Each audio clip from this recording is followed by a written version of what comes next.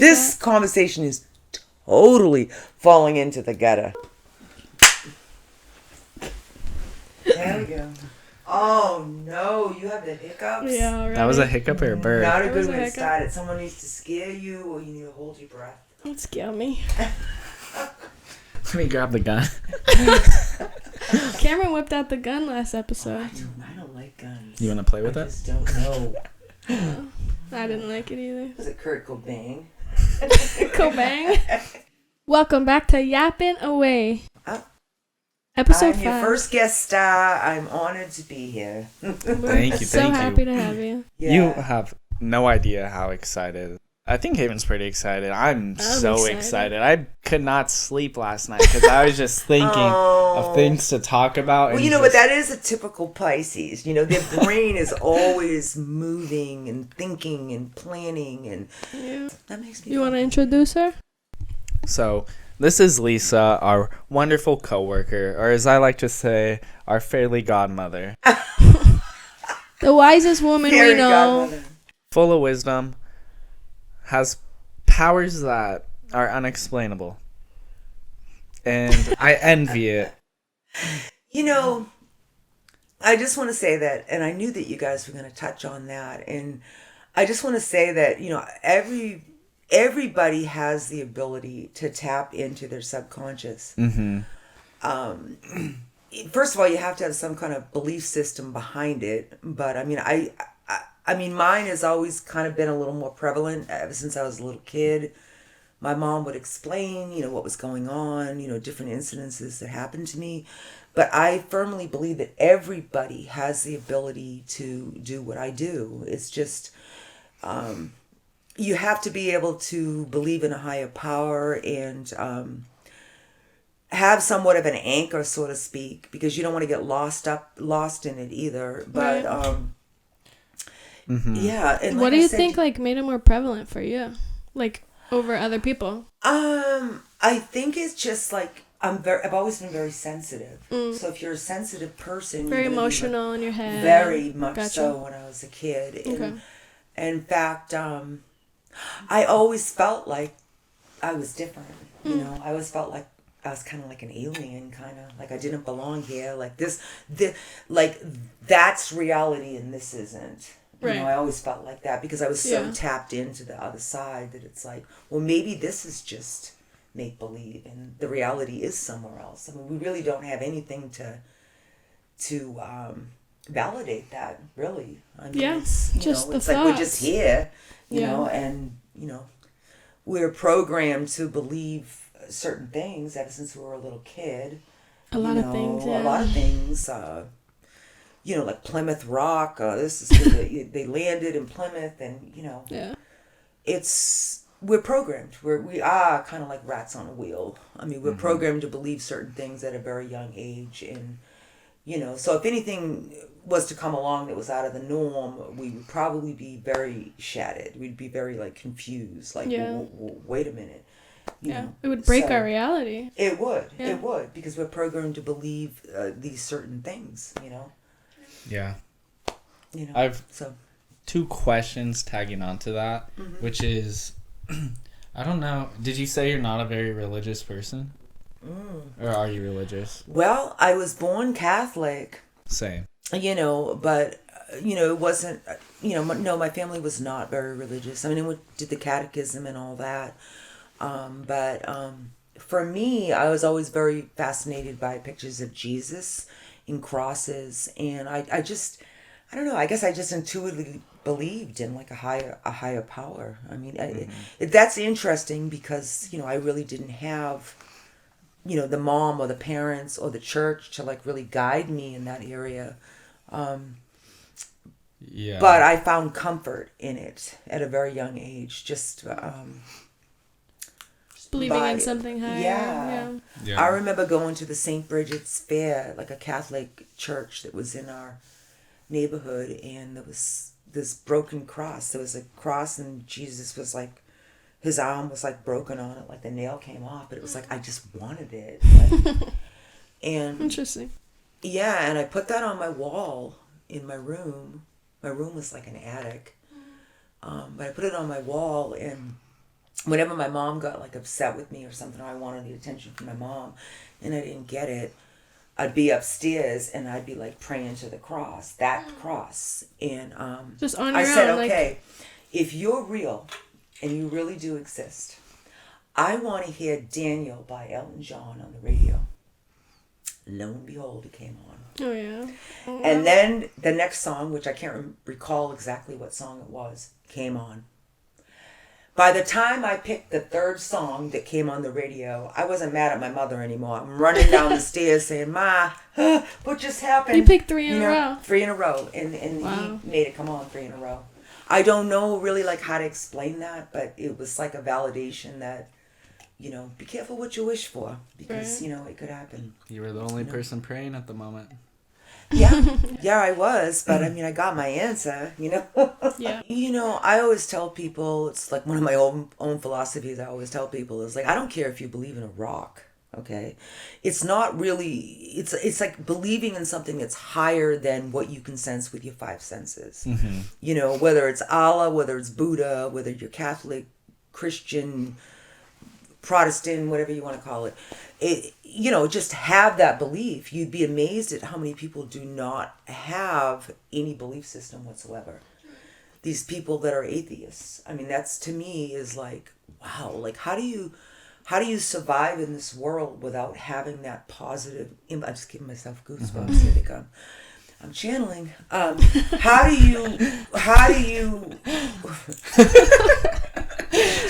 you survive in this world if you don't have the that purpose, that faith. Focus and that faith and that positive knowingness that you can go to? And people right. that are atheists, it's like, okay, so you know, it's a miracle how we're conceived and we're here on this earth and then we're just gonna die and like just be buried 6 feet under. Right. I mean, it's like, come on, there's got to be more to it than that. Yeah, you know? I wouldn't consider myself an atheist, but I don't know what I believe. Agnostic. Like, I do believe in something. I for sure think there's something, but I haven't explored it. I mean, people relate to it as the source. Right. There's also... you know, there's different names for it, but you do believe in something... Something more. After? Something... Well, that's a different subject. Okay? that really is a different subject. But, I mean, you do believe in something that you can't sense with your 5 senses. Right. Like something... There is something higher, on a higher dimension. I feel like in my head I call it like universe. Like I believe in like the universe. I say that all the time. Trust the universe. Right. You know what I mean? Trust that. Yeah. I don't really know what that means for me, but I just haven't explored it much and I don't know why. I don't really feel a need to, maybe. Well, that's just it. You have to feel a need, and I found that my most closest time with going to God is when you're in trouble or you're hurting. Yeah. You know, you'll go to that. And I don't want to get into details about this story, but there was a 3-family home that I lived at in Massachusetts. I don't know if you guys are familiar with that, where someone lives downstairs, someone lives upstairs. And we were living downstairs and the heating wasn't working. So the landlord said, well, you know, upstairs is open. You know, the heat works great up there. Go up there, check it out, see if you want to move up there. Mm-hmm. So I'm looking around. I'm thinking, oh, nice carpeting and everything. And I open up this old broom closet. And there is this picture of Jesus in the Holy Spirit form. I was like, close that cabinet. I was afraid. I really was afraid. I mean, I felt the power, but I was afraid. Wow. Okay. This was back when I was 31. At the time, so you know, still developing. Right. But anyway, so we moved up there and stuff, and every time I vacuum, I keep the vacuum in there. I would just, you know, slam it. Like, I mean, I could feel it, but I wasn't ready to completely accept it. Right. And then I had a very awful thing happen in my life, which I'm not going to discuss on video, but it was really, really bad. But anyways, something just told me in all my fury and despair to go in that closet and take that picture out. And that's what I did. I took it out and I put it right by my bed. That, people ask me, like, how did you get through what you had to go through? That picture was my strength and my inspiration. That picture stayed with me for many, many years. me and you were talking about the fire earlier. That's one of the most precious things that I lost in that fire was that old picture of Jesus in the Holy Spirit form. Yeah. You think you'll ever find something like that again? I feel like I'm more older now and more advanced that I just need to close my eyes and I can see him. Like I don't really. You're already there. I'm already there. But at that time in my life, I mean, I needed to not be afraid. Right. I needed to accept him as my strength, and he was going to guide me through it, and he did. So, yeah. It's very powerful. Yes, he is. Yeah. Yes, he is. I'd say it probably around 19 or 20, I kind of like pulled away from religion and say I was like losing faith and kind of like not believing that there is anything. And if I might interrupt, what is the reason that led you to believe that there wasn't anything? Was there something bad going on in your life at that time? I think there were bad influences around me that were like convincing me there's nothing, kind of feeling like I've never had a sign or a lot of people say it's a feeling, which I believe I felt now, but pretty much like, yeah, I've always heard there's this feeling that you get, or a lot of people will say that they had a feeling, they got touched by whatever. Right. And I kind of never in my 18, 19 years of life experienced any sort of like actual spiritual feeling. So for like 2-3 years, I had just like gone further away from faith.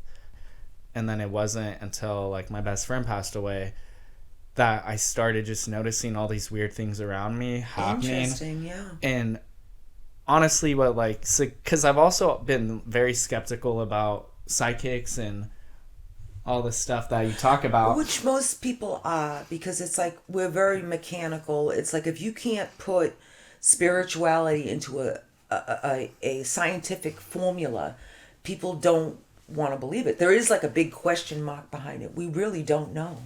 And this is why, you switched over to, well, I don't think it exists. You know what I mean? Like that couldn't be.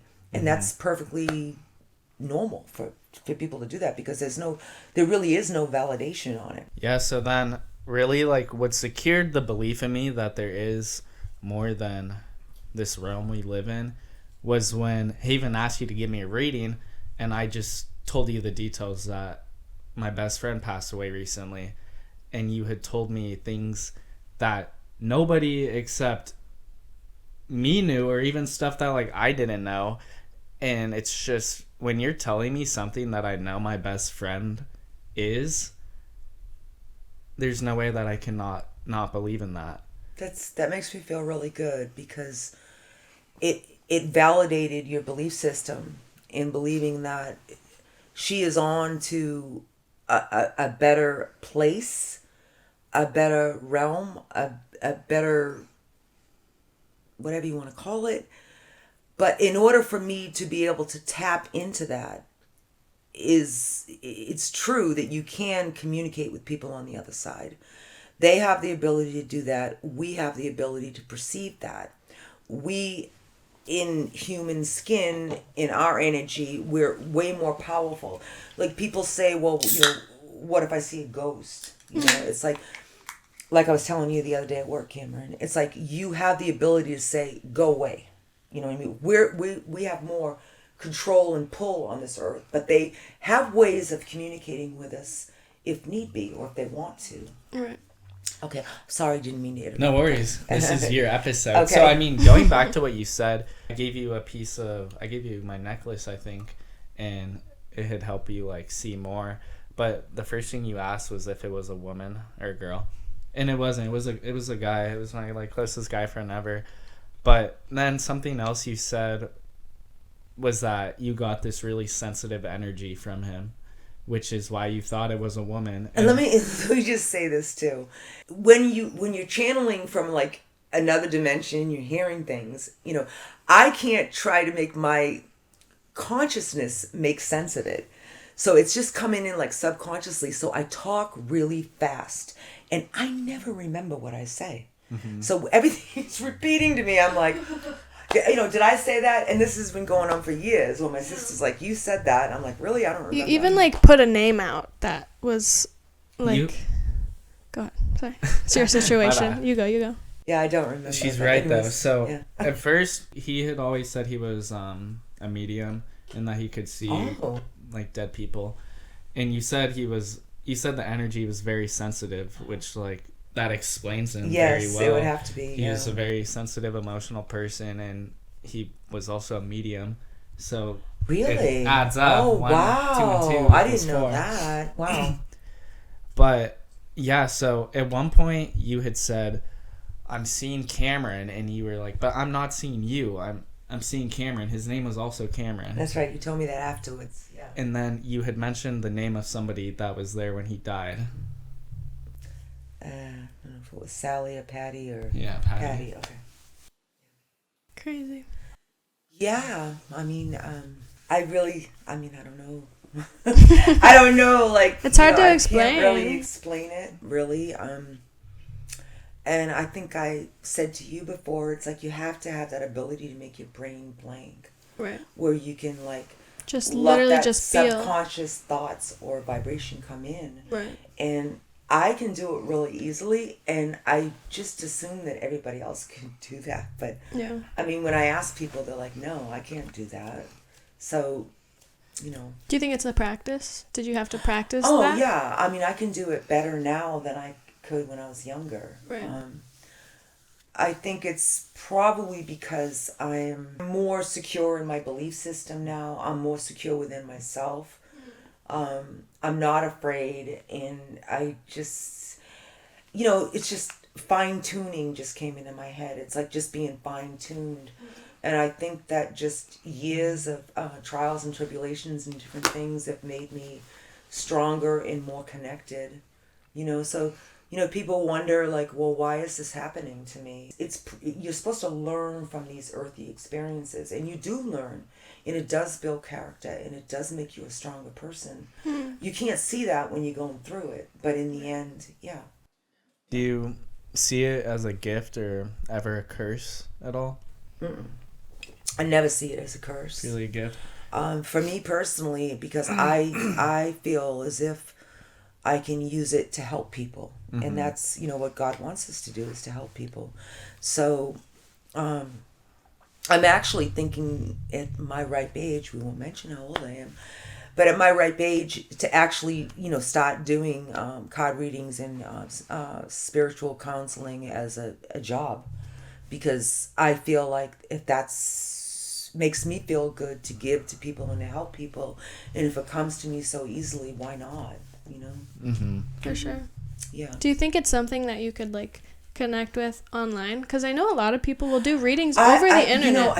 And I'm very curious about that because I've reached out to get readings online before, and I end up giving the person a better reading than they gave me. That's funny. So it can kind of translate over. Done because the vibration can go through a phone. It's all vibration. Okay. It's all energy. So you can sense something by the tone of someone's voice or looking at them through a video. So yes, you can do that. Cool. Yeah, I was always a little skeptical about that because I really want to get like a professional reading done. Yeah. But so many of them are online. Yeah. And I'm like, I feel like I need to be with them. Get one done at the end. Yeah. It's a lot easier when the person's right there in the room with you. Sure. But, you really do have to be careful because there's some of them, they're just looking for money. Mm-hmm. Especially the ones, I should say, especially the ones with the dots on their forehead. Like, if you don't give me $100 and let me pray for you, you're going to fall and bust both your legs tomorrow. They do shit like that, and it's not... That's not the way they're supposed to be using their gifts. Right. It's not supposed to be about money. Right. So when I do it, it would be like, okay, there's the little donation jar. It's not like, it's not, it shouldn't be about money. Although we need money to survive in this world, but it should not be about money. You give someone a good enough reading, they'll donate to you. Exactly. I mean, it's like you shouldn't, yeah. I think that's a part of why I was skeptical too, is because I've had a lot of family go to like shows and stuff, to which I think if you're signing up to go to this and they have your info beforehand, I feel like a lot of them probably just look up certain people that are going to attend and have some info. I don't think they go to a lot of work. That extreme, but I mean...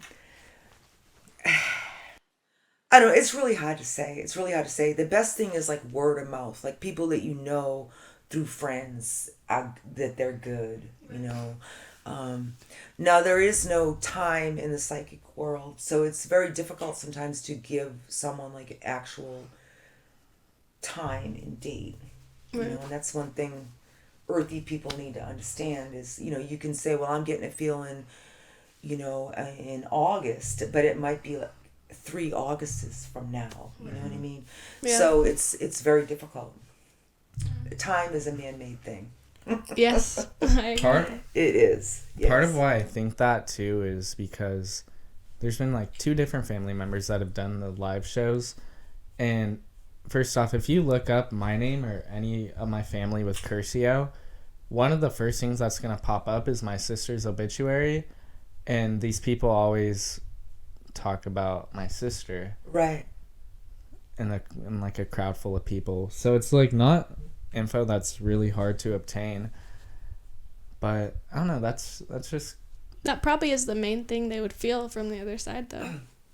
Right? Yeah, maybe. But that's also why Lisa being able to know so much about someone that technically was not related to me, even though he was like a brother, hit on like a different level because... Yeah, it's like the proof.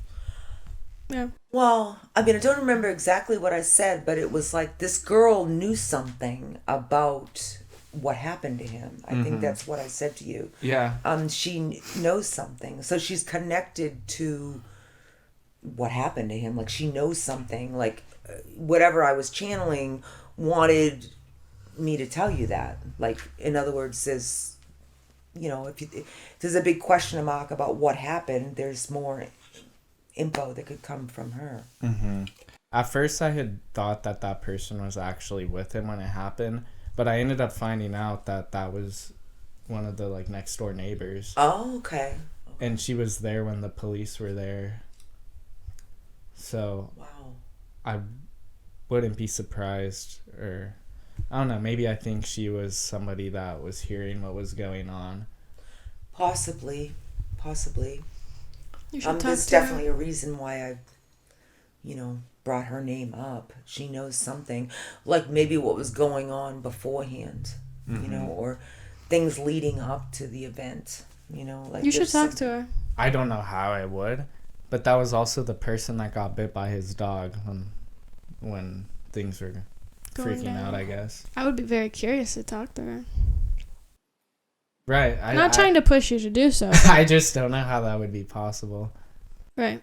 Do you have her phone number, or do you have any way, a friend that knows her, or It was a stranger, pretty much just his neighbor or something in an apartment complex. Okay. So when the police showed up and things were going on, she was there to let them know like what she knew or what she had really seen. The girl's name, because there is no real connection to this girl other than she was just there when this happened. Yeah, she definitely, I mean, if I brought up that name, then there's definitely like something, she knows something. And I think that's what I said to you. She knows something that could be very important to know, to help, you know, put the pieces together. Let's find her. Yeah. I'll go with you. And Lisa. But also, We'll be the next vlog. I know. Trip to Patty. We went to meet Patty. What did Patty have to say about all this? Other than getting bit by a dog? Yeah, I'm very curious. Yeah. What had led me to ask too if it's a gift or ever a curse is that, I don't know, I guess I've tried going down that path and I've been told that I'm going to open doors I don't want to open. And I've heard that phrase from like multiple people. Yeah, I mean that is definitely a possibility. There's one thing about Pisces; they're very old souls, so you know you could very easily tap into the other side. You're very intelligent, very old soul. You know, this is not your first rodeo. Been around the block a few times, whether you realize it or not. But I wouldn't advise dabbling in anything of the sort unless you had a good, solid spiritual belief system going to ground you in the process. Yeah, I believe I do. I feel, well, for like what you said, if something's trying to fuck with you, I keep hearing tell it to go away. Exactly. And as humans, we have the ability to do that. We have more power on this earth than a spirit does. And if you just envision the Christ light around you to protect you and will it away, you have the ability to will it away. You know, it's when you feel weak and vulnerable is when they try to like attack. But I mean, if you put up that Christ light and you say, I don't want anything to do with you, get the frig out of here, you know, then they're gonna go. But you have to, you know, if you're so vulnerable, and yeah, they'll attach themselves to you, and that's what you don't want. You don't want that. That's why I'm saying be secure in your faith and a good belief system before you even try to go there. Mm-hmm. Now, do you have experiences now that like a spirit? Have you seen any spirits, or cold in the room, apparitions? Just nothing. I've never seen anything. There have been feelings. So say one time, funny. I was burping. I know you were. That's why I'm laughing. You thought I might be like taking a breath before I speak.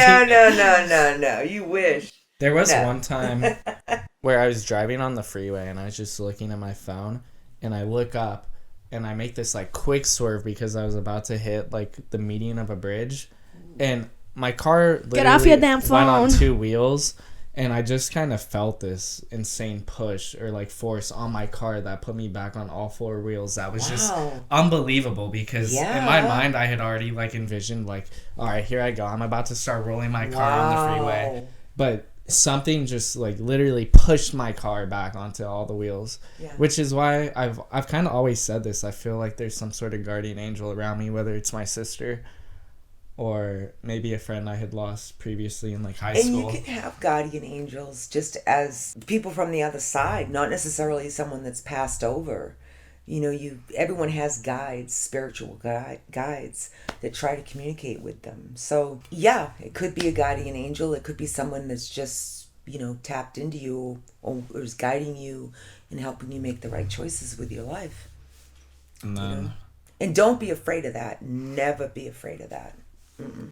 Then after my friend passed, maybe like a month or two after, I had a friend in my room and the light was flickering like crazy. Ooh. And they didn't say anything then, but they were like, make it stop, whatever, blah blah. So I turned my light off, and then like the next day or something, they said, I think your friend's with you and I don't think he's ever gonna leave you, and said that they saw a white light standing by my door. Wow.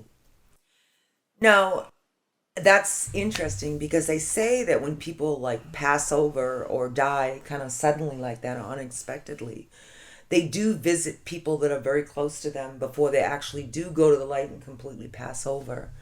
I've heard of stories, not myself, but people that, someone has passed away and, they'll wake up in the middle of the night and there's like, a ghost or an apparition or of the person right there. And then they find out in the morning, the person passed away. So, I mean, spirits have been known to do that. To visit their loved ones, especially when it's a sudden death and you didn't see it coming.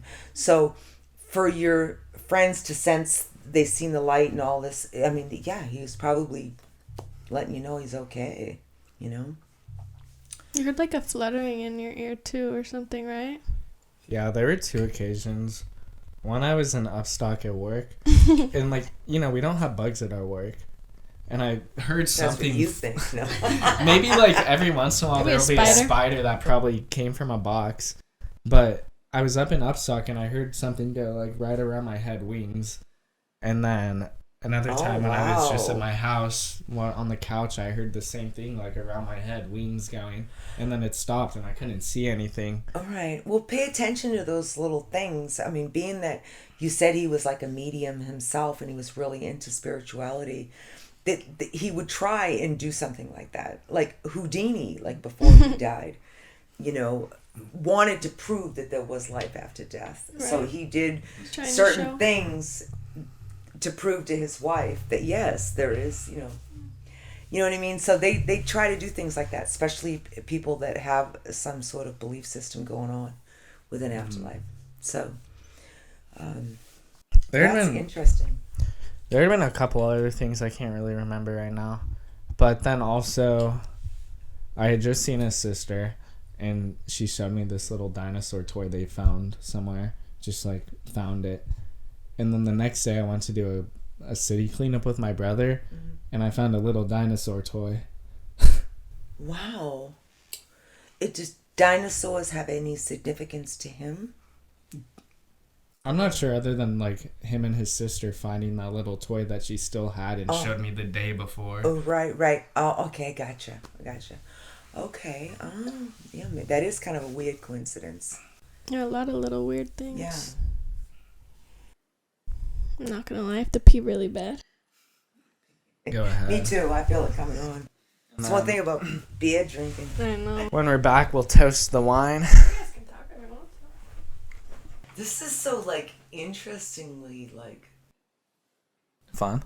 It's fun. Yes, it is fun. Because I never really, like, people... Well, my friend Justin, the one that's got the same birthday as you, I mean, we talked about, like, everything. He was my roommate. We just got, like, on a higher level and talked, like, about spirituality and stuff. We never really got buzzed. It was the weirdest thing. Yeah. And we never got bored. It was just like talking about like deep shit. Kind of like what I'm doing right here with you guys. And it was just like really interesting. We call it the tomb, the sacred tomb. Yeah, my friend. So what I was saying about like seeing dead people, he took a lot of drugs. We took a lot of drugs together. A lot of trippy drugs like acid or mushrooms. But this time I wasn't with him, and he was at his friend's house. And he stayed in, like, this guest room for the night, and he kept telling his friend he sees somebody in there. And then he explained what they look like, and he just, like, kind of freaked out. And he's like, bro, you're explaining my mom's friend who died in that room. Wow. And he was all about, like, good vibes, whatever. For him, he said every time he took acid or something like that, he would go back to where he left off, kind of. And... one time we were doing stuff in my garage, and this other friend was saying that he sees demons in my garage, and he literally told him, like, get the fuck out of this house. This is my safe space. I've never seen anything bad in here, so why are you trying to bring this in here? Well, the one thing about, like, you know, even alcohol puts you on a high alpha state. You know, pot, hard liquor, drugs, psychedelic drugs, like what you're talking about, that is going to put you on a much higher dimension. Like, it opens up facets of our brain. Remember me telling you that there's so much of our brain that we don't use? Well, that, like, opens up, like, that third eye. It opens up so much more that maybe the kid really did see demons. You know what I mean? Like, because you're opening up the senses beyond the five senses. Like, it's possible. That's why they say don't dabble with that shit. Because, you know, you gotta be really well grounded. And that's why I've never done any type of psych. I've had opportunities, but I refuse because I don't know. I like to be in control. It's too much. I guess there was this one time I took acid at a friend's house, and I remember going into his dark, like, stairwell area, and I looked down the stairs and I saw these, like, red eyes just looking at me. Yeah, that would. I just ignored them. I could not. No. I just ignored them, and I was okay. But I mean, I guess that's how people can wind up in that state where they're like being fucked with by demons. Because I'm sure if I, out of curiosity or whatever, you weren't receptive to it, be like, whatever. I just told myself it's not real. Yeah, which maybe exactly. It is. Exactly. But it's best. Like, to I just don't think, care. like, You know what exactly. I mean? Like, that's a good don't do drugs campaign. Yeah, exactly. You see demons. But again, it does open up, you know, parts of your brain that we don't use, and it's very, very interesting. I think I asked you that drug, what is it called? DMT, and that's basically what that does. It opens up your brain to, like. Yeah, people have like huge ego deaths on that, right? So. I don't know a whole lot about it. It's just a friend of mine was experimenting with it, and it's just like you just see like things that are in other dimensions, and it's just it's almost like the veil's been lifted, so to speak, which, they say is what's slowly happening anyways. People are being more aware of there being so much more. But, that drug particularly, yeah. You got to be ready for that I will never do that. Yeah, me neither. No. Anything that's like that mind altering, you got to be like a real strong person. Yeah. And very well grounded and secure within yourself to like go on that journey. Yeah. And that's exactly what it is. It's a journey. I will say that's something I've noticed taking those psychedelics is there have been many people I've taken them with that weren't able to handle them and have like breakdowns. Exactly. That would be me. Or they end up being like mental. Like our cousin of mine did like PCP back in the day. And my mother claimed that, she just went wacko. Like she just never was normal again. Yeah. She saw too much. Jesus out of me. Yeah, no. Let's toast this wine real quick. Okay. Yeah. Hey now, we got the. Wait a minute, we gotta show the camera. 19. Looky here. We got some Snoop Dogg wine. Cali Red. I don't know what the year is on it, but hey, it was probably 2023. We're drinking it in 2024. Here's to friendship in the podcast. Oh yeah. Oh, I don't like red wine. I don't either. I only like white. Reminds me of church. The blood of Christ. It reminds me of when I was a little kid. The Eucharist. What the hell is that all about? Awesome. Well, we were going to try to impress you by knowing how to drink wine. Haven's stepdad schooled us real quick to tell us you're supposed to hold it like this. Let me tell you. So I love about this lady I used to take care of, oh my God, bless her heart, Marty. Love her to death. She was always like trying to help me, and she'd say, well, you're not very sophisticated. Yeah, Marty, I know that. You're not very sophisticated, and you're definitely one of a kind. Like, you're definitely like it's a compliment. A different drum. And I'm like, yeah, you got that right. That's why you're happy. Honestly, you are one of a kind. Thank but you. They did pick me most individual in high school. Really? Yeah. I almost got the prettiest. Yeah. One girl won by a couple of votes over me, Sonia Colstern. Oh, fuck you. But I would rather be picked. What does she look like now? I would love to know. I don't know. She's probably in. But I would rather be picked most individual than the prettiest. Mm-hmm. Because I did dance to the beat of my different. But you were almost the prettiest, so you're pretty and individual. Exactly. So you got both of them. Exactly. Sonia wasn't in the running for the individual. No, she wasn't. Right. So exactly. I got the good stuff. Yeah. One quick note, I guess. When you told me that stuff, this is actually really good. Yeah? It's not bad. I know before I've tasted wine and I was like, I don't know if I can keep drinking. Yeah, I don't hate it. You gotta like sip it. Mm-hmm. It's like a sip up. You just take a little bit. I'm not good at sipping. Yeah. I like their gulps. Oh. Yeah, even with white wine, I'll just Pinot Grigio is what I love. But just sip it. Yeah. So, Snoop. I'll be honest here. Makes your teeth purple too, by the way. When you had told me purple teeth. When you had told me the stuff about my friend, and then I went to break right after, I was so scared to go in the back and work with you because you just read you to film. I guess real? I knew like the power you had, and I was just like. I felt so vulnerable and like I had nowhere to hide, and I felt like, is she reading my mind? Does she like know everything that's going on? I always tell people, be careful, I read minds. I've said that to Ryan before. Yeah. Because Ryan's kind of closed off. Mm-hmm. You know what I mean? Like, he's not like very closed into off, this spiritual stuff. He's one of the only ones who hasn't really like talked to me about it. He's kind of like afraid of it or whatever. I lost my train of thought. It's gone. I won't say I was scared in a bad way, but more just I felt like, wow. Just like overwhelming. Because like I said, you were my stamp of approval that made me believe in more than this earth. So, yeah, like on my mind, I was like, she can read my mind. I do not want to go back here right now. I just bawled my eyes out on my break. But then on top of that is when it had hit me that Patricia was the girl that got bit, and then as soon as that clicked in my brain, you literally asked me, what's wrong, Cameron? Yeah, I'm very perceptive. Yeah, I can. Yeah, she's like, I can tell when people are sad and and something's bugging them, and but on a brighter note, you guys have really helped me with my one of the biggest things, I'm a very talented person. I know how to do a lot of different things.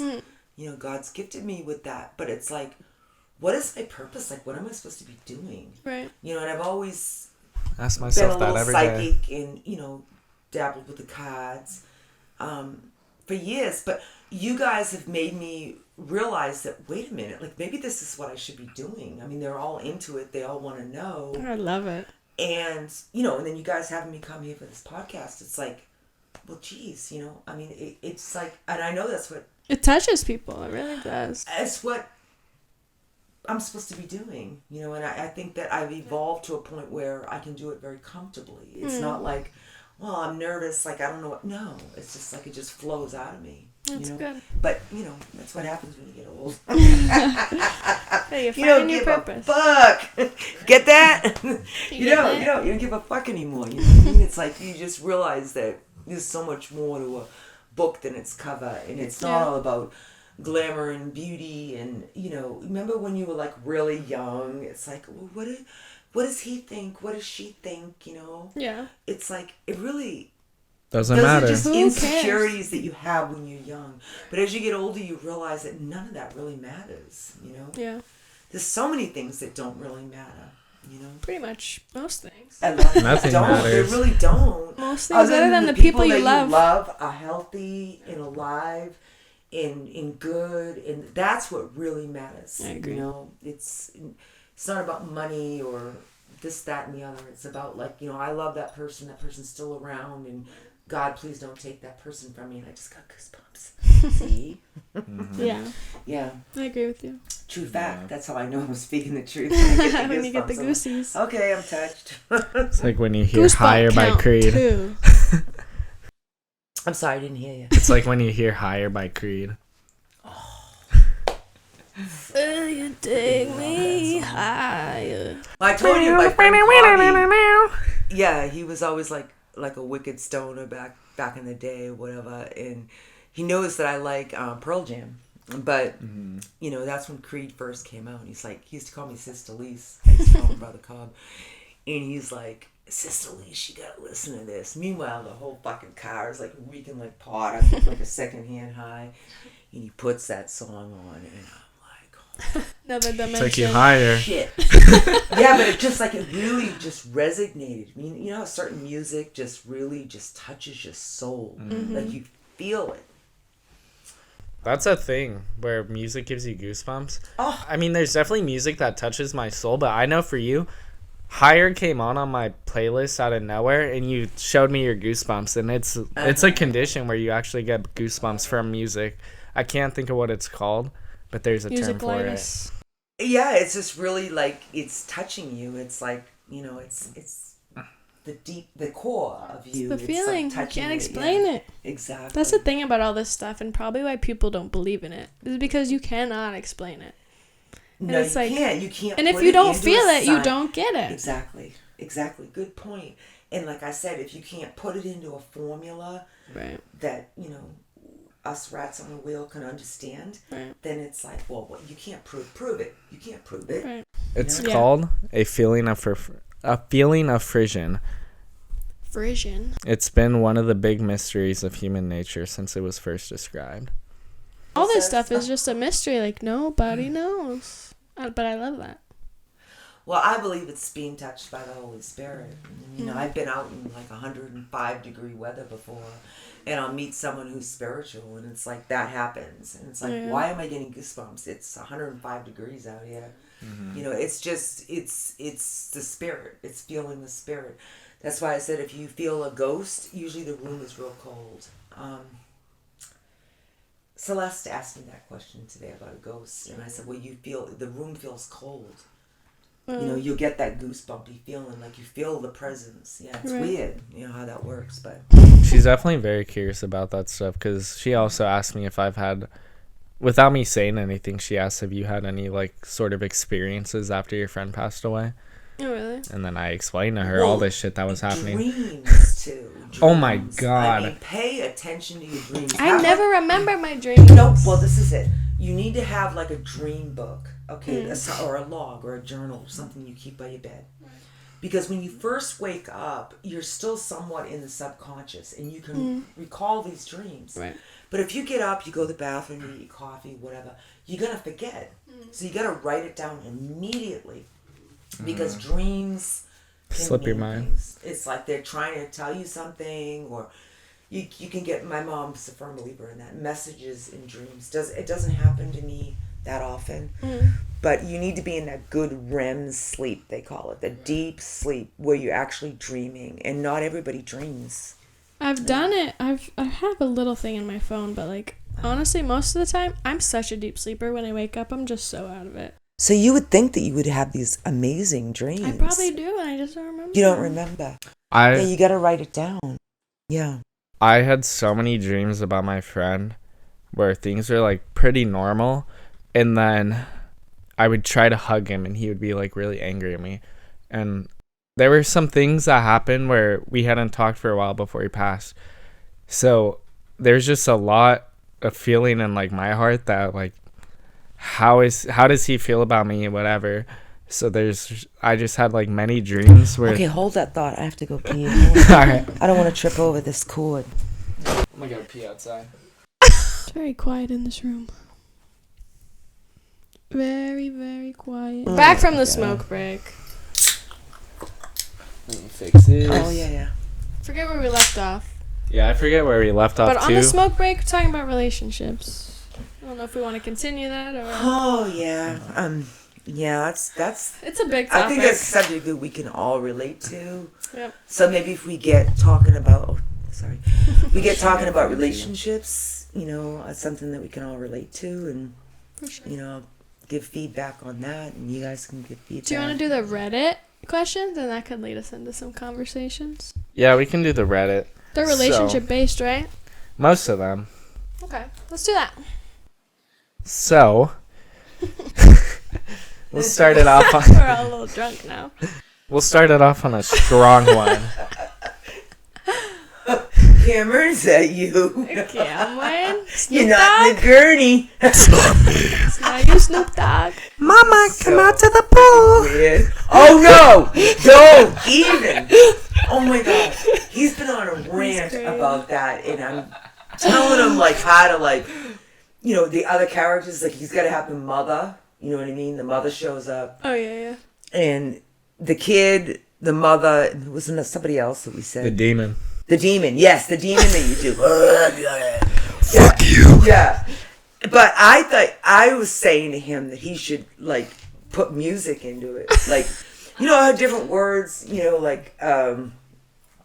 for example, like Jim Morrison, People Are Strange. Like People certain lyrics come into play with what he's narrating. Gotcha, I think that would be way cool. That would be cool. You got to know your music, though, to pick up just those little phrases. That's true. I'm like, Mama, I'm drowning. And then we play a boogie. Mr. Like me because I'm drowning. That would be so fucking badass to do that. I'm telling you. That would be cool. You got to use your creativity like that. All right, so let's get into advice from other people. This guy said I look like his ex. He was drunk when he said it, and I can't quote it. He was like, you know what threw me off? Not in a good or bad way, but you look exactly like my first ex. He said in my pictures it didn't, but in real life I did, so now I'm confused about what he's trying to say. He then started retracting and was like, oh, like you kind of look like her, not a lot. What he's trying to put down is that he's he not likes over his you. ex. Oh. You know what I mean? Like, you look like my ex. Like, there's some, like, familiarity there. You know what I mean? Like, I think he's not over his ex, though, if he's thinking that. Oh, that's true, too. Because they always say that you pick people that kind of look like your ex. Yeah. Believe me. Look like you. Apparently, lesbians date people who look like you. That's everybody. I've heard everyone. Most likely. So I've heard two things. As a woman, you either date someone who looks like your dad or is like your dad. I've heard that. Or as a man, you date someone who looks or is like your mother. I've heard that. What if I date women? Then maybe you're on the guy spectrum of it and you like women that resemble your mother. I don't think so. She's like, I know. No, I think I go far from that. My mother was very, like, not cold, but not super emotional. And, like, I hate cold people. Like, I don't even want to bother. I don't blame you. But I'm sure in some aspects I do like things that my mother had. But, for the emotional parts, I'm like, no, I need something. I need what I didn't have as a child, basically. Yeah, I think we're all searching for that. Right. Everyone wants to feel loved and understood. So when you can meet a partner where you feel like it's almost like a reflection of yourself, right, and you can really connect, I think we're all searching for that. And our best picks of relationships, I think we're searching for someone who can fill that little void we had. Exactly. But I think one of the biggest mistakes that people make in a relationship is that they're hurting usually from some kind of childhood trauma or something that happened to them as growing up. And they have this empty hole, so to speak, in their heart, and they're trying to fill that. That, if I meet the right person, he'll make me happy or she'll make me happy. Right. When really, in all actuality, you have to find peace and contentment and wholeness within yourself first. You fill it yourself, and then you're going to be a much better partner. Better for yourself, better for the partner.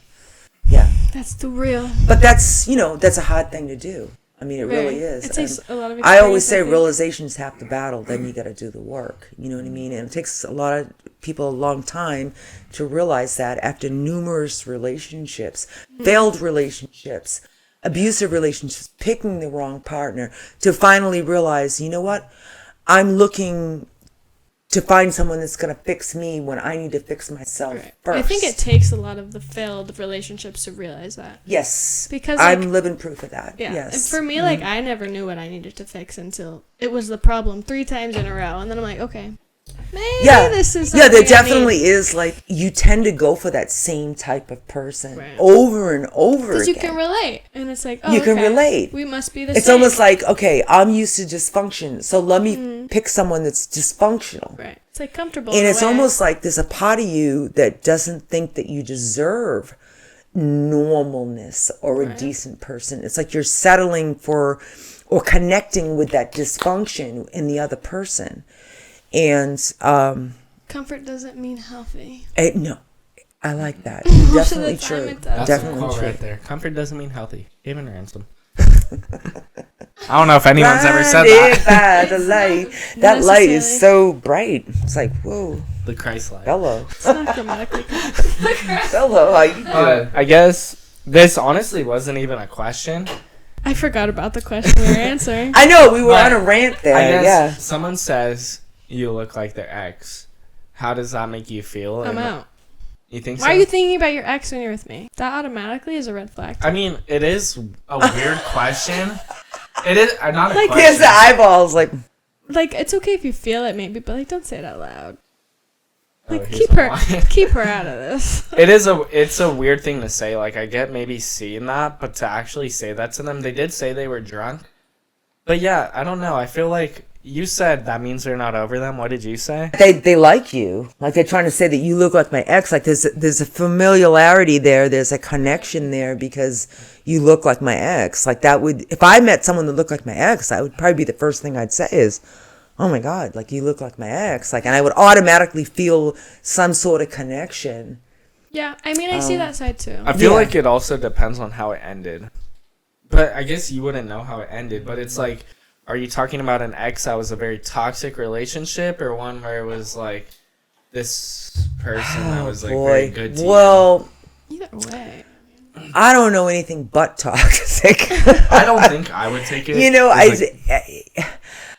I mean, when people say love is blind, it really is blind because the things that you tolerate and you put up with because you love that person, you find yourself making excuses for them.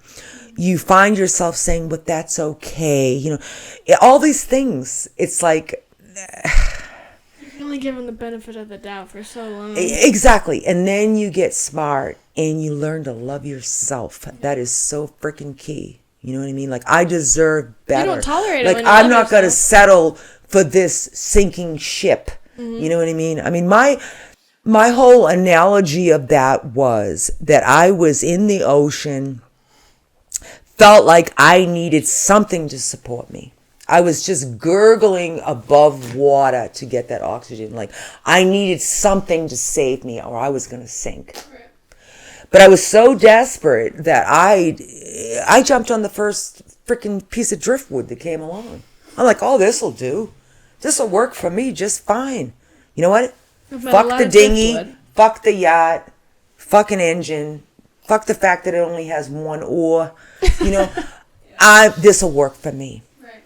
Big mistake. Know your worth and know that you're gonna survive on your own and you can wait for that freaking yacht. You don't have to settle for driftwood. I like that. You know, that's my analogy. That's my life, basically. Yeah. It's been a rough road, but you know, it's all been a learning experience. You know, and I think what I try to tell my daughters is it basically boils down to loving yourself and not looking for someone to fill the void, filling it on your own. Whether it's yourself, a dog you love, I love dogs, but don't try to fill that void with a relationship because it won't work. No, it won't work. I don't know. I don't think I would take it in a good way at all. I feel like first off, I'd be offended, regardless of like how good he was or how bad he was to you. I don't know. In a relationship, I'm just like, fuck your exes, I'm gonna talk shit, whatever. I'm gonna talk shit. So, like, I don't know. I mean, it could be in a good way. Like, maybe they had a very hot ex-girlfriend, whatever. Yeah. And then, but, like, I don't want to hear about her either way. Good. But, yeah, it's like, I do not give a fuck to hear about anybody from your past. I mean, if it comes up, whatever. But I don't like comparison. That's kind of like a red flag. I just don't like comparison. When someone is when they're bringing up their ex into a new relationship, that's a bad sign. They're doing like psychologically, they're doing some kind of comparison thing, right? And they're speaking out loud. And if they're still bringing up their ex, guess what? That means there's still something there. Why the fuck are they talking about it? Exactly. You know, like I think it's a valid thing to feel. Like, okay, I kind of think like you feel familiar, but don't say that. Mm-hmm. Like, do not bring it into the. When it comes to like, I don't know, it's just comparison weird. To like your current partner. That's definitely a no-go. But I don't think it's, like, bad to necessarily talk about someone, especially if it's someone that's, like, left you traumatized in certain ways or has done things, because it's, like, I'm sure you would like to talk about the trauma that someone else has given to you to a new partner. It's a way of, like, caution, but also just, like, this is what I've been through and this is who I am. Yeah, but in that previous relationship, you take the good that you learned and you move on. When you show weaknesses or show what you tolerated in that past relationship to a new partner, it's not a good thing. Because somehow, some way, they're going to store that up as ammunition and use it against you in the future. So it's best to kind of like, take the good out of that bad relationship, maybe bring it into a new relationship. But don't elaborate on, well, yeah, he this, that, and the other, and you, because it makes you look weak. You know what I mean? You never show vulnerability. It's important to take your lessons to the next, but yeah, no, nothing else. Believe me, at some point that will be brought up again, and they'll think that, oh, well, I can do that because she put up with it in the past, type of thing. So, focus on the positive, not the negative. Love it. Good shit. Next question. Shit. Was I cheated on? I, 19 female, been with my boyfriend, 20 male, for 5 months.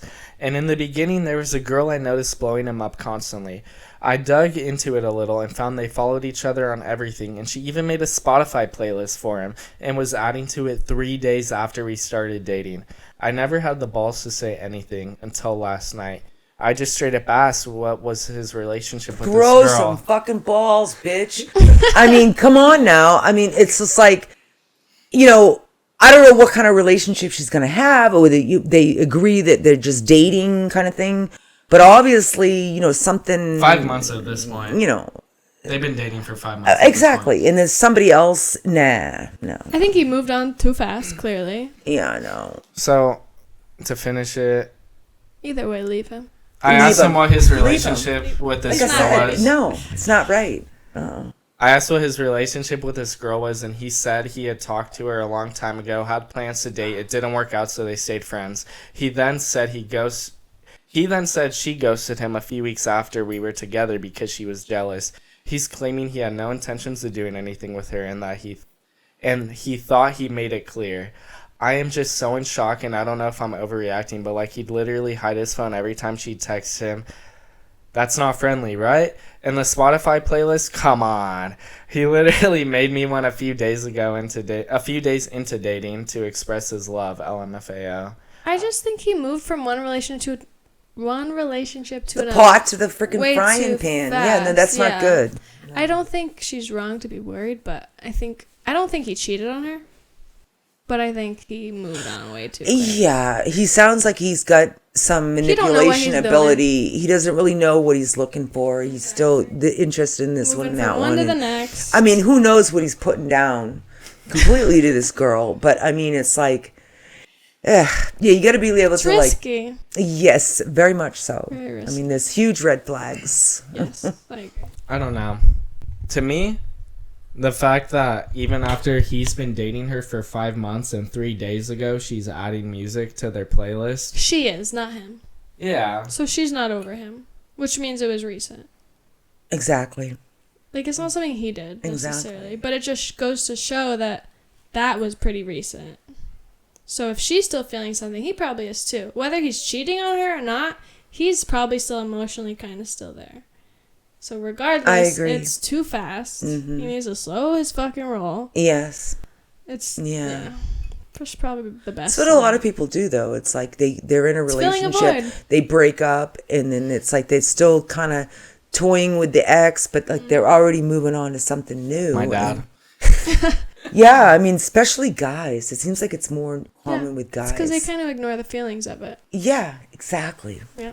And then the girl's all crying in the corner, like, well, what, crying, how come he's moving on? Eating. And, they don't have any problem finding someone else. And, the girl's all wadded up. Yeah. Yeah. 100%. I mean, I guess she didn't give enough background other than her ex.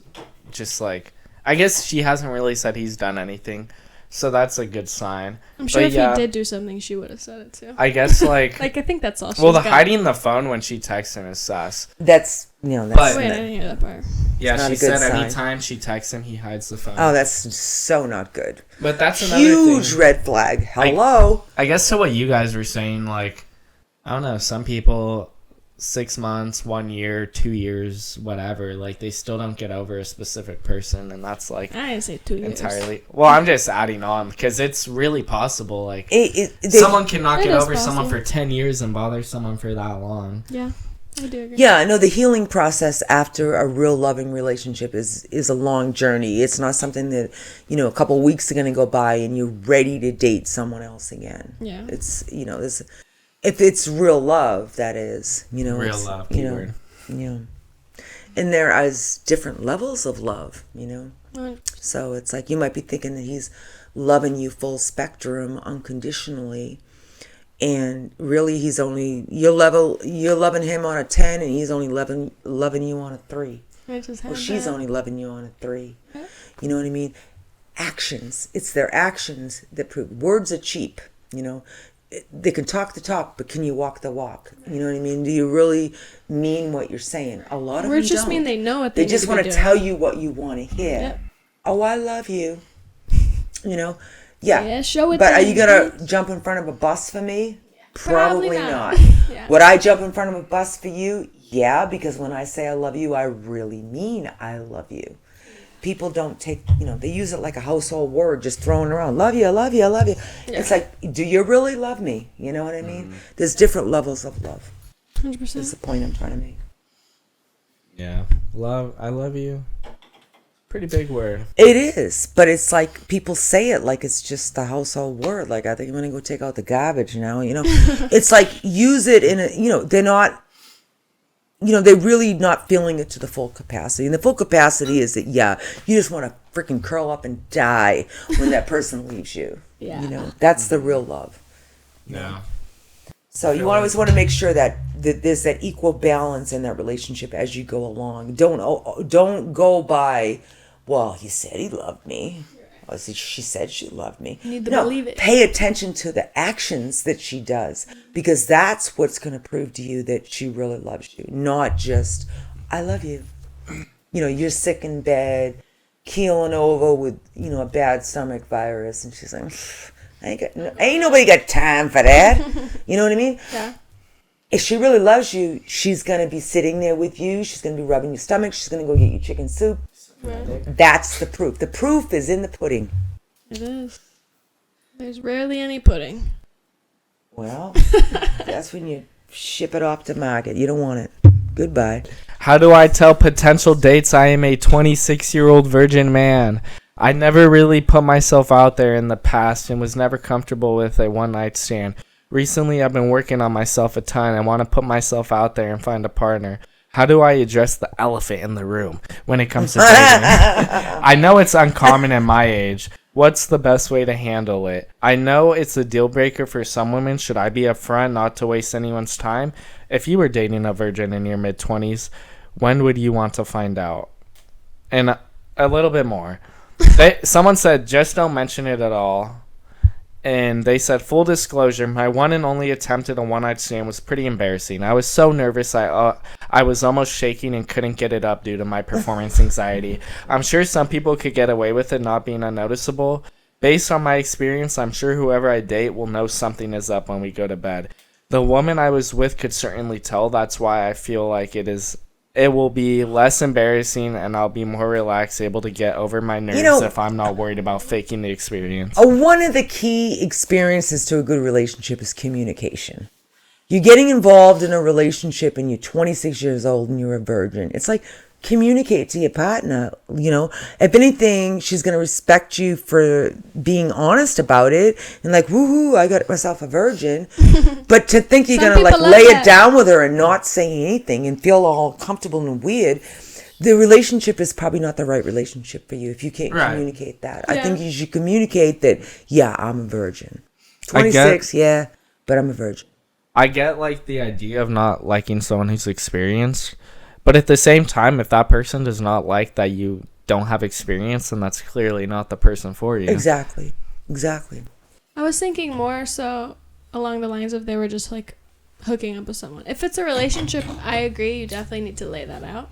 If it's just a hookup, don't But lie I got about the impression that the guy was, he was just not just looking to fuck. I mean, I think he was looking for something more. Yeah, definitely. You can tell by what he said, like, he's tried one-night stands and they've gone unsuccessful because he's nervous. Oh, right. Okay. So that doesn't work for him. So he's like looking for the real deal at age 26, right? So, yeah, he maybe needs to establish have an emotional connection first. Yes, and communicate, and so that the partner can be patient and understanding with whatever nervous dysfunctions he might have. It's not like your dick doesn't work because you're a virgin. After that last one I did see, you just don't know what to do. Hey, good point, right? It still works. His five friends may have hit him up. You know what I mean? Like, maybe just not. Yeah. Watch some porn and then get going. Go to a sex worker. They don't give a fuck. No. I'm joking. If you're 26 and a virgin, don't do that. We did not get to that question, but there was a question, someone asking if they should lose their virginity to a sex worker. No. Anyway, yeah, Absolutely don't do that. That is just sacred ground. Why would you want to give it to some freaking sleazeball in fucking Mexico and get the galloping crud? Yeah. Shout out Hong Kong. Yeah. Put that in your pipe and smoke it. I mean, come on now. I mean, that would be so fucking stupid. Save it for someone better. I could say something nasty, but I ain't gonna say it. But yeah, what somebody did say is like, if you're on Tinder or something, just put that in your bio. That way, whoever's swiping knows what they're getting into. I wouldn't put it First in of your all, bio. Tinder is like the worst dating site. People are just looking to fuck. Tinder, Bumble, it's like plenty of fish, Christian Mingle. plenty of fuck. I mean, Tinder is known to be like a dirtbag freaking dating site. So if you're on Tinder, you're looking to fuck. Yeah. You know what I mean? Yeah. You're not looking for a relationship. You're not looking for anything serious. That's just my opinion. That's what I've heard. So I partially agree. Yeah. I think Tinder's and probably plenty the of fish, biggest, plenty of fuck. biggest one for hookups. Yeah, it is. Bumble is a little bit better. Some people like try to Facebook find relationships, dating. but Yeah, it's not the right place to look. No, it's not. I actually met my second girlfriend on Bumble. It didn't work. No, Bumble's not that bad though. I have not heard bad things about Bumble. So I only used it for a little bit of time, and then I got a girlfriend out of it. But then she was boring. I've heard that. Boring. Hinge is the one for like. I've never real been on that one. relationships. Hinge. What about Grindr? I'm there Isn't all that day. a gay one? Oh, okay. Okay. That's right. I think it's okay. very hookupy. Yeah, on Grindr, not because I've been on it, but because I've seen other people's Grindr, you can have your dick as your profile picture. What in Oh. the world? Well, Yeah, they that's a know hookup. there's nothing to hide there, though. I always say a guy should have the size of his dick tattooed in the back of his head. So you can just be like, no. Does size matter? I don't see any use for that. But what about their Next. soul, Lisa? You know? What about their soul? I didn't plan What? on discussing this, but does size matter, Lisa? Oh my god. Oh, jeez. If you don't want to talk about it, you don't As have a to. lesbian, would I'm love gonna to say hear this no. conversation. Yes, it absolutely matters. Not to all women, but to some women, yes. Okay, because some that deeper women uterus. could be more into like the oral part of it. You know, some people are into like the hard penetration part of it, and it's like, Yeah. you know what I mean? Depends what you like, yeah. Nothing's worse than when it's just, you know, Just like in just, and out. just oh. Just feels like a No. hot dog down the hallway. Oh, you better fucking tie a board across your ass, motherfucker. Tie a board across your ass. Oh, man, I have a name for it. It's called a knuckle knocker. What does that even mean? Doot, doot, doot, you know, just like a little thing, you know? It's like, oof. What if they're Jeez, good with the movement? But if it ain't, It just long enough to hit depends the on A the girl. spot, There are girls that they love oral sex. That's the only way they can get off. Like, they cannot get off being penetrated. That's true. It's a true fact. I know Yeah. girls like that. Yeah, yeah. Okay. So, you know, there's somebody for everybody. So, you know, somebody who's got a knuckle knocker might be with a girl that prefers oral sex and she doesn't really care about the penetration part. Sure. Somebody for everybody. Yeah. You know what I mean? God didn't make us that way for nothing. I always say it's not fair. I mean, how can this guy, you know, it's got something that he could sling over his shoulder, and this one's got, he can barely fucking find it in the light. I mean, it's like, it's not fair. he's got a little bit of stomach. You can't even see it. That's called a dick do. Addictive. The stomach sticks out further than my dick do. I've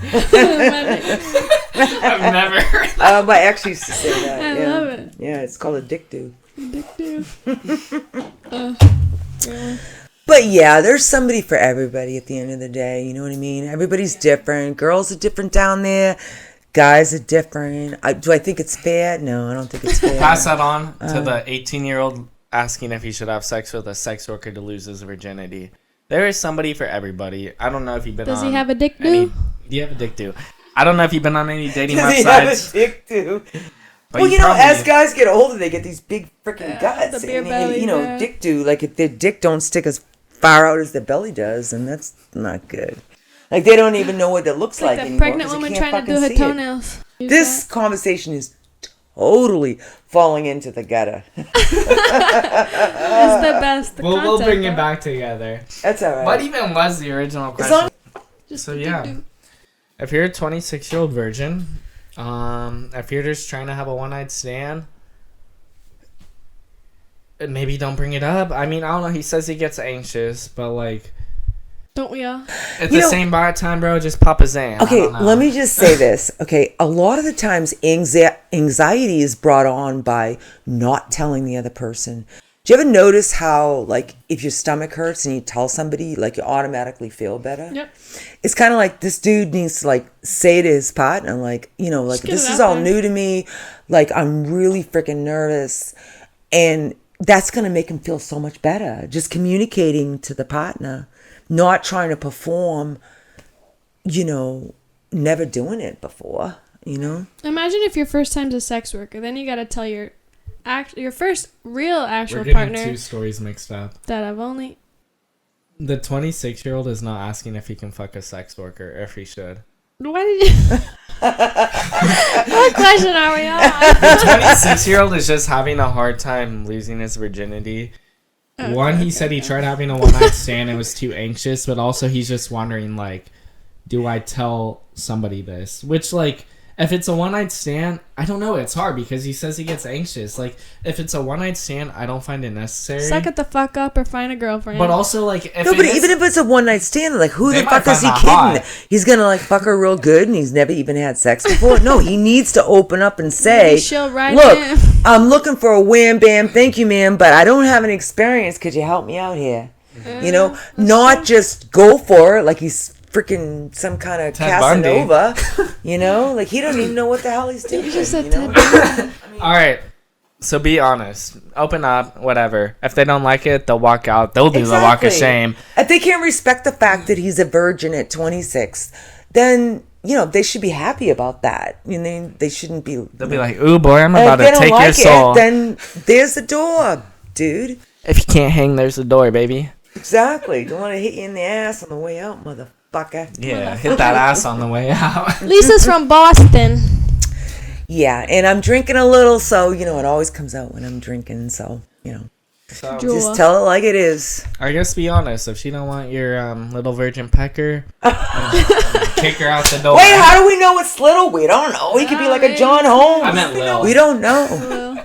Lil, you know, because like we don't know. Like no, even if it's 12 inches, like you can say it's my Lil. You still don't know what to do with it. I can't imagine a guy having a 12-inch fucking dick, being a virgin at 26. He'd be flopping that thing out somewhere.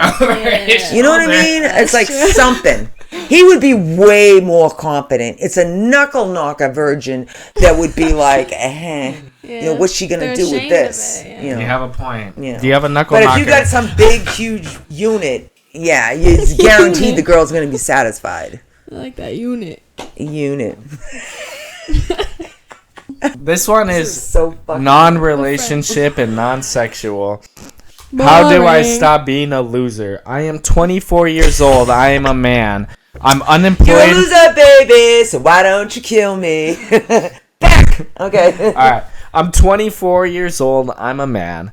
I'm unemployed after uni graduation and still living with my parents. Can't drive. Barely have any friends. Never had a girlfriend. I'm a kissless virgin. I'm fighting depression. Lost all hope. And cannot afford doing a master's degree, which would open up great work opportunities. Put a gun to your head. Go out to pasture like a fucking cow. You're done. You're done. You're done. So no, I'm only kidding. No, I'm not. No, I mean I can't imagine like a young person like being that depressed. I mean it's horrible. You don't know me, Lisa.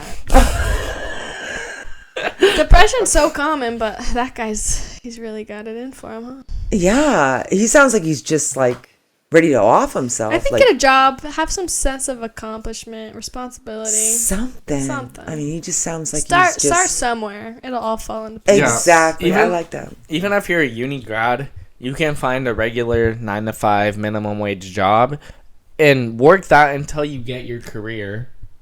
So I mean, I guess that's a big part of it is. Fuck the career part. He's just unhappy with life. Throwing in the towel. Who throws in the towel? It does, but you he's gotta only be stronger. He's our age. It doesn't matter. He needs to just, like I said to you, focus. Like know what you want. Just fucking go for it. He's just. It's almost like a lame excuse. It's like you just like I can't. I. Sorry. He needs to build more of a backbone than that. Just start anywhere, honestly. Something. Anything. Exactly. That's just like sounds like he's just. Oh, poor me, all that self-pity stuff. And that ain't going to get you nowhere. Nope. Nope. Not at all. Mm-mm. I think a big part of it is just confidence.